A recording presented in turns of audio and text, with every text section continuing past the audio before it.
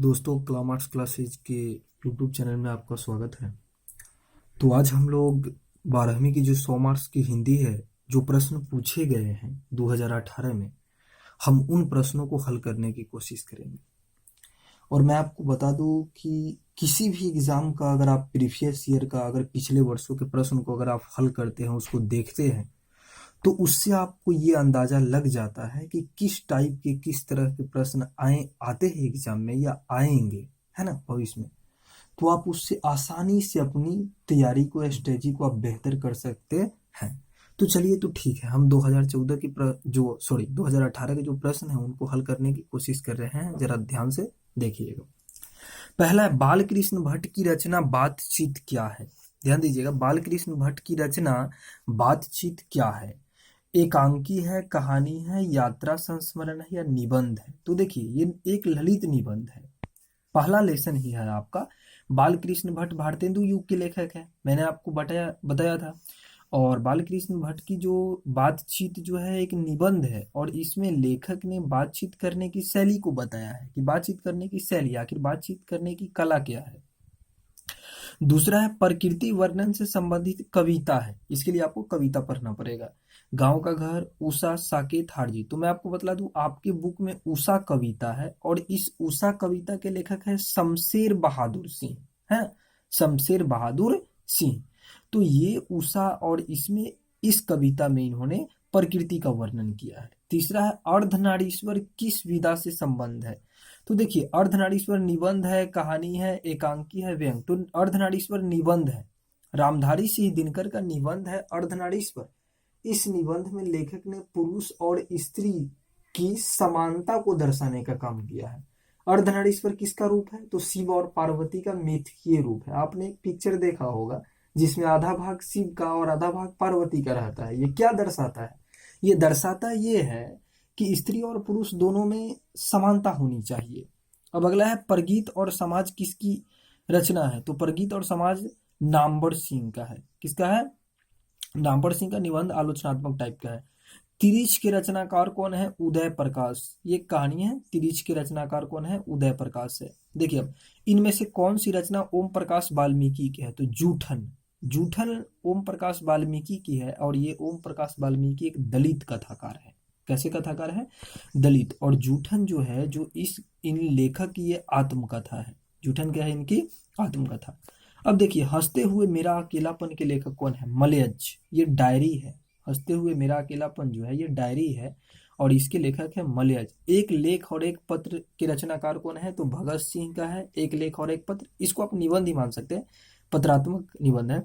एक लेख और एक पत्र के रचनाकार कौन है? भगत सिंह। भगत सिंह के। ओ सदानीरा के लेखक कौन है? देखिए, ओ सदानीरा, ये ओ सदानीरा जगदीश चंद्र माथुर का है। ये जो गंडक नदी पर लेखक ने जो निबंध जो लिखा है, ओ सदानीरा वो है।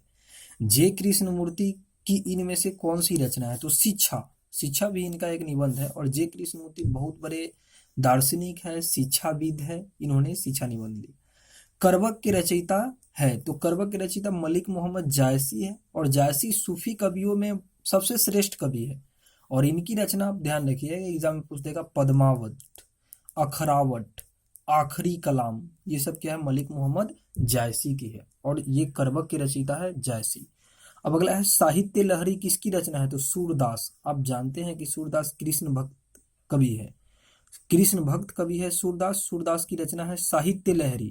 एग्जाम में देखिए, सूरदास की रचना साहित्य लहरी भी है, सूरदास की रचना सूर सागर भी है। क्या है? ध्यान रखिएगा, सूर सागर। साहित्य लहरी है, सूर सागर भी है। सूर सागर भी बहुत प्रसिद्ध है, साहित्य लहरी भी। सूरदास कृष्ण भक्त कवि है। कवितावली के रचनाकार कौन है? तो तुलसीदास। सुनिए, तुलसीदास कवितावली के रचनाकार है, ये राम भक्त है।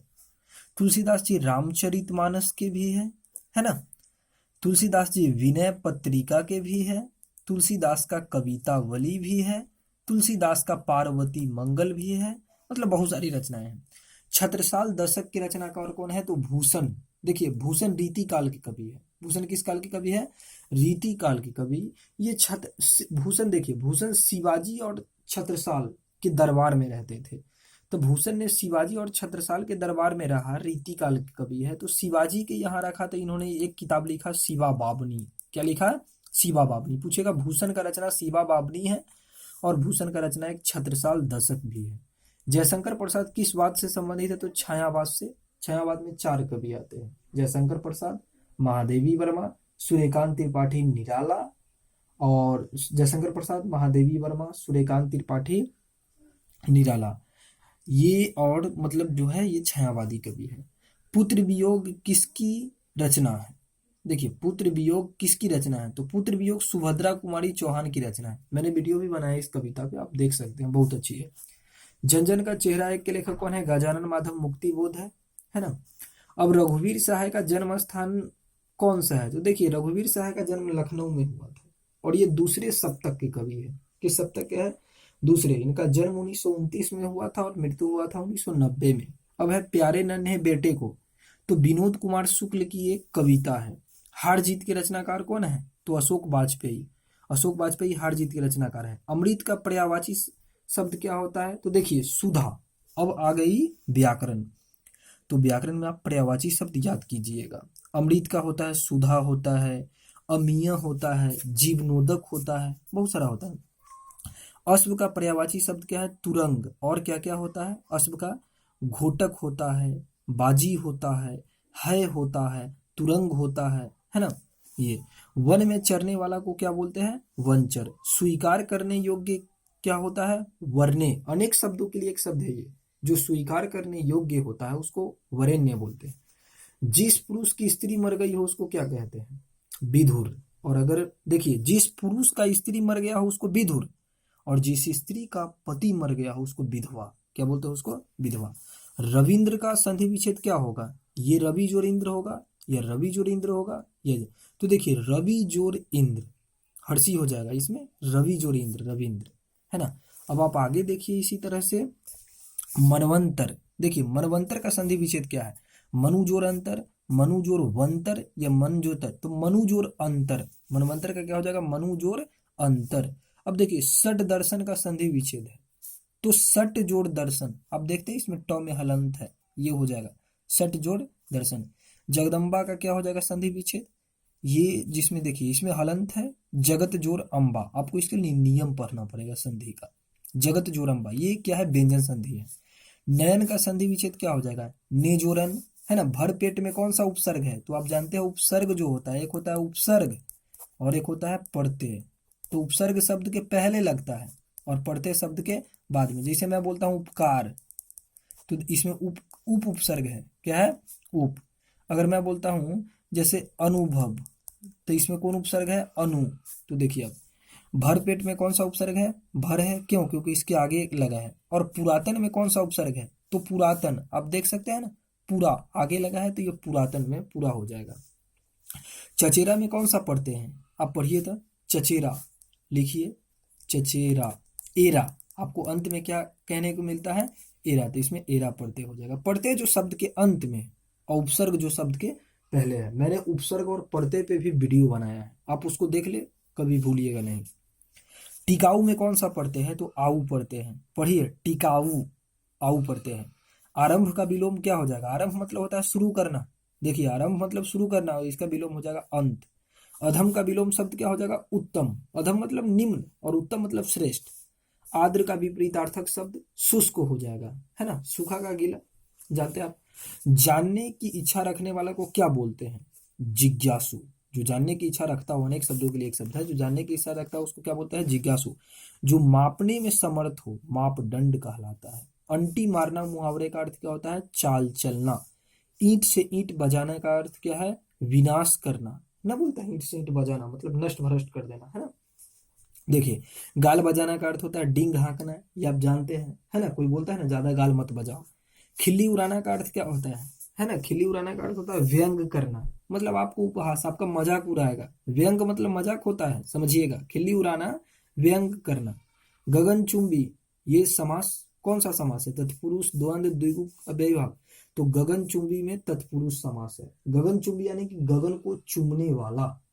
मैंने समास पे एक वीडियो बनाया था जिसमें मैंने इतनी अच्छी अच्छी ट्रिक दी है समास को पहचानने का कि आपको कोई परिभाषा नहीं, आप देख के ही सेकंड में आप पहचान जाइएगा कौन समास है, आप उसको देखिए। गगनचुंबी। अब अगला है यथाशक्ति में कौन सा समास है? तो यथाशक्ति देखिए ये अव्ययी भाव समास है। अव्ययी भाव समास का पहचान मैं बता देता हूँ, वैसे तो वीडियो में बहुत डिटेल्स बताया है मैंने। यथा लगा रहेगा, उप लगा रहेगा, अनु लगा रहेगा, है ना, ये सब जो लगा रहेगा ये सब कौन समास हो जाएगा? अव्ययी भाव समास। अब देखिए ये या आ भी लगा रहेगा, जैसे आजन्म, है ना, अव्ययी भाव समास में यथा, उप, अनु, आ, जिसके आगे मतलब ये लगा हो। अब देखिए कमल नयन में कौन सा समास है? कमल नयन ये कर्मधारय समास है। क्यों? क्योंकि कमल नयन मतलब नयन मतलब आंख, और कमल मतलब किसके समान आंख है, इसमें विशेषता बताया जा रहा है कि आंख किसके समान है?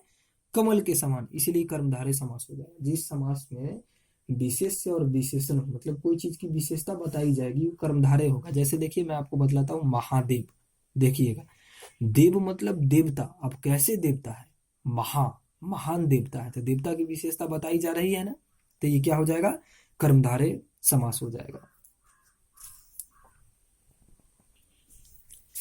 चलिए अब है जी जान में कौन सा समास है? तो देखिए जी जान यह अव्ययी भाव समास है। जी जान से, जी जान का अगर आप समास विग्रह करेंगे तो जी जान से, ये नहीं सोचिएगा कि ये योजक चिन्ह है तो द्वंद्व होगा, नहीं, द्वंद्व नहीं होगा।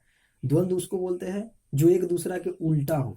जरा ध्यान दीजिए, द्वंद्व समास उसको कहेंगे, सॉरी, द्वंद्व समास उसको बोलेंगे जो एक दूसरा के विपरीत होगा। क्या होगा? विपरीत, यानी कि उल्टा। जैसे कि देखिए मैं लिखता हूँ रात दिन, अरे भाई रात का उल्टा दिन और दिन का उल्टा रात, ये द्वंद्व समास है। अब जैसे देखो मैं लिखता हूँ माता पिता, अरे माता का उल्टा क्या होगा? पिता, और देखो पिता का उल्टा क्या होगा? माता। तो तुम देख रहे हो कि जो समास एक दूसरा का उल्टा होगा, अपोजिट होगा, है ना, बीच में योजक चिन्ह होगा, वह समास द्वंद्व समास होगा। अरे व्याकरण कोई मतलब कठिन नहीं है, व्याकरण तो बहुत अच्छी से, तुम मुझसे जुड़े रहो, तुम्हारा पूरा का पूरा। हिंदी में 100 मार्क्स की हिंदी में तुम 90 से अबव करना। हिंदी में अगर बच्चा चाहे तो 100 मार्क्स में प्रत्येक बच्चा 90 से अबव ला सकता है। एक इतनी अच्छी विषय है, लेकिन उसको पढ़ने का तुम्हारा तरीका क्या है, तुम समझ के पढ़ो। देखो पंच पात्र में कौन सा समास है? दिगु है, अव्ययी भाव है, कर्मधारय है, तत्पुरुष। तो पंच पात्र में दिगु समास है। कैसे है? पंच मतलब पांच, जिस समास का पहला पद क्या होगा? संख्यावाचक होगा, वो समास दिगु कहलाएगा। जैसे देखो मैं लिखता हूं त्रिभुज, त्रि मतलब तीन, तुम देखते हो ये कौन समास हो जाएगा? दिगु समास। मैं लिखता हूं पंचवटी, पंच मतलब क्या हो जाएगा?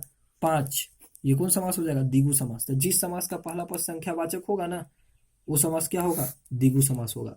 चंद्रमौली में कौन सा समास है? तो चंद्रमौली किसको बोलते हैं पहले बताओ? भगवान विष्णु को चंद्रमौली बोलते हैं, ये बहुव्रीहि समास हो जाएगा। लंबोदर में कौन सा समास है? बहुव्रीहि समास है। क्योंकि देखो लंबोदर अगर तुम करोगे तो लंबोदर यानी कि लंब जोर उदर, यानी कि जिसका मतलब उदर क्या हो? लंबा हो। तो किसका उदर यानी कि लंबा होगा, तो किसको बोलते हैं? गणेश जी को बोलते हैं। ये तुम्हारा बहुव्रीहि समास हो जाएगा। बिना पानी, नीलकंठ, बिना पानी, ये सब क्या हो जाएगा? बहुव्रीहि समास हो जाएगा। तो चलो खैर ठीक है, इसी क्रम में देखते रहो क्वेश्चन, और ज्यादा से ज्यादा बुक को पढ़ने की कोशिश करो, है ना, समझ करके पढ़ने की कोशिश कीजिए। और आप लोग मेरे वीडियो को शेयर नहीं करते हैं, ज्यादा से ज्यादा शेयर कीजिए, है ना, ताकि आपके सारे छात्र इससे जुड़ सके और हमसे जुड़े रहें, आपका काफी अच्छा मार्क्स आएगा।